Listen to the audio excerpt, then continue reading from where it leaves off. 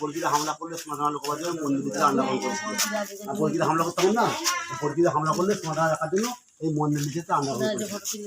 এদিকে আছে এদিকে দেখা হয়েছে। আপনার বাবার হচ্ছে দেরেকগ্রামে বাড়ি ছিল, রামকৃষ্ণের বাবার বাড়ি ছিল দেরেকগ্রাম। হ্যাঁ, রামকৃষ্ণের বাবার নাম হচ্ছে ক্ষুদিরাম চট্টোপাধ্যায়, ওনার বাড়ি ছিল দেরেকগ্রাম। আর দেরেকগ্রাম জমিদার বলছিল মিথ্যে মোড়ে সাক্ষী, উনি বলে গ্রাম ছেড়ে চলে এসেছে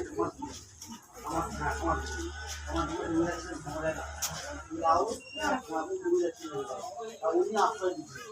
এটা বলুন দেখাবো দুপুরে জায়গা দিচ্ছিলেন আর গাড়িটা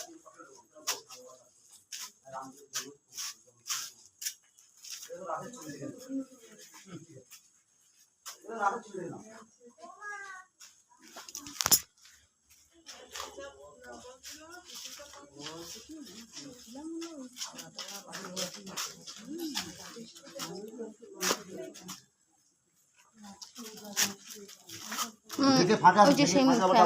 ছবি তো প্রমাণ